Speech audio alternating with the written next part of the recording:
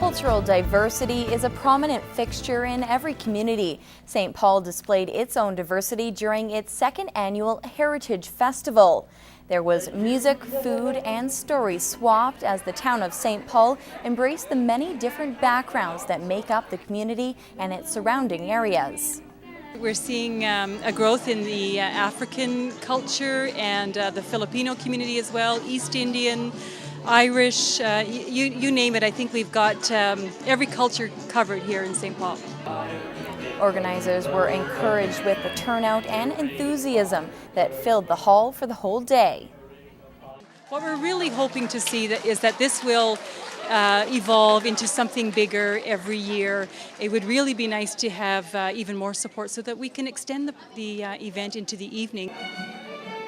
Preparation for next year's event will soon get underway. The Lloydminster Women of Inspiration Awards Committee presented their second winner this afternoon, hoping to inspire people in the community to nominate a woman who's made a difference. To award Loretta Mitchell here for her continuous efforts and dedication to the community and for being an inspiration to those around. Loretta Mitchell was surprised to be awarded with a $250 travel certificate and plaque for her volunteer work with her church. She says the people she helps and their positivity inspires her daily. And my children, and just trying to be the positive inspiration to them and lead by example. The committee says it was an easy decision when choosing Mitchell. You could just see it, you know, you read about it in her nomination and you saw it in the video and her volunteerism and everything that she's gone through and everything that she's overcome. To nominate a woman of inspiration, you can visit the website or pick up a form at the Newcap station.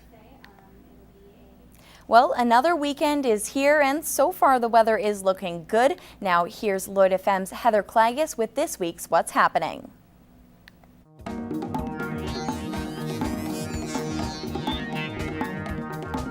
You've got a chance to see an incredible Canadian country music artist and help out the local youth centre coming up in September.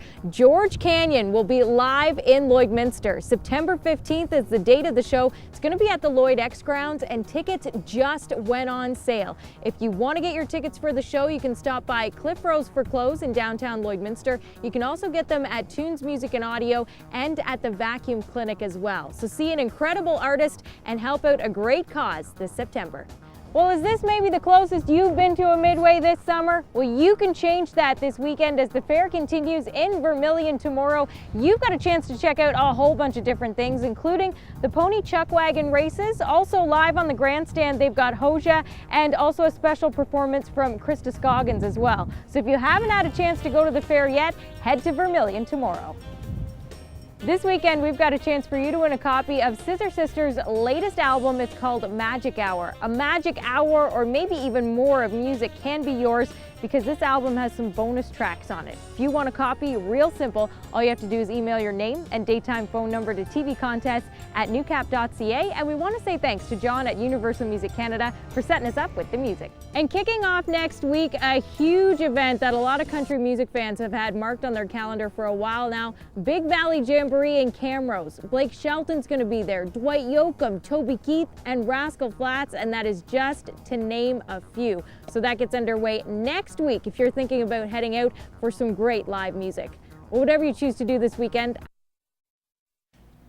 If you're a dog owner, you are probably aware of the importance of socializing your puppy with other pups and people as well. It's one of the best things you can do for your dog with rewards that last a lifetime. Here's this month's Humane Habits.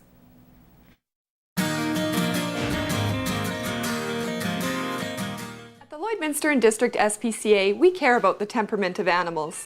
The more socialized animals we have in our community, the safer everyone will be. The best way to socialize your animal is to start early. Both cats and dogs will be easier to socialize the younger they are.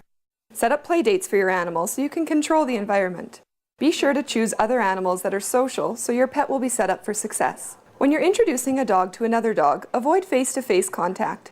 Instead, go for a walk. Then let your dog smell the other dogs behind and vice versa. This is a less threatening way for dogs to meet. Having a social animal is very beneficial both for you and your pet. The more social your animal is, the more confident you will be. Your animal will also be more well-rounded, which would make it easier to rehome if you ever had to. Socializing your animal with people is also very important. Introduce your pet to people of all ages and in a variety of situations. The more experiences you give your animal, the better. A social animal is a happy, content animal. Think of the social life they will have if they can go along with you to a variety of places. If your pet has not done well socializing with animals, there is help. Some people start out on the wrong foot, don't put the time into socializing, or may just have an animal that doesn't seem to get along well with other animals. It's important to know that it's never too late to start socializing your animal. You just need the tools and knowledge so you can do it in a safe manner. Talk with your local obedience program to get some one-on-one help. For a list of resources, visit our website. It's that time of year again when pink eye becomes more prevalent in our cattle. Peter Quinlan explains. Pink eye is a highly contagious disease causing the lining of the eyelid and the eye to become red and inflamed. Infection is more common when it's bright outside, and some cows may be more susceptible than others. The white-faced breeds are certainly more susceptible than the others. It's more common in the summer just because of the intensity of the UV rays. Hayden says symptoms can last for up to 8 weeks and range from subtle to severe. We see excessive weeping and blinking, and that's due to pain and sensitivity. And sometimes it can also lead to temporary or permanent blindness. She says infection can be passed on by flies or by direct contact between animals. Most cases will heal on their own without treatment. Treatment early on certainly improves the healing time and prevents permanent damage. There's a number of antibiotics and methods of administering them that are available. Hayden recommends farmers ensure their cows are getting adequate vitamin A and protein in their diet, as well as remove any potential irritants from the area to help combat the disease. During the summer, we want to try and reduce flies and other irritants like dust, those kinds of, or twigs that are sort of sticking out. So if you've got bush cattle. Peter Quinlan, Newcap News. Yesterday was Dairy Queen's Miracle Treat Day, and those in the border city didn't disappoint. They came out in droves to support a really great cause. More than $21,000 was raised. That's roughly $3,000 more than the year before. Every penny from Blizzard sold in Lloydminster will go to the Stollery Children's Hospital in Edmonton. There is no word yet on how much was raised across Canada.